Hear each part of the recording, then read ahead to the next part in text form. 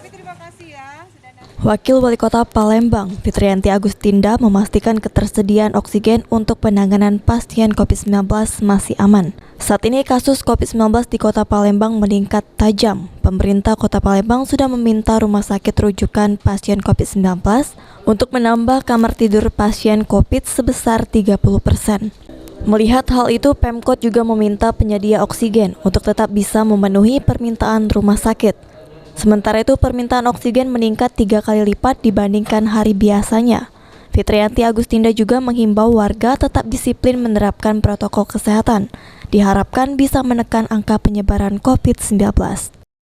Sekarang ketersediaan oksigen tercukupi ya. Jadi kita tidak mendapatkan informasi. Kemarin saya sudah tanyakan kepada Dinas Kesehatan apakah ada kekurangan oksigen, baik itu di puskesmas itu sendiri atau mungkin di rumah sakit yang ada di Kota Palembang sendiri. Alhamdulillah sampai dengan sekarang tercukupi. Kita patut bersyukur ya.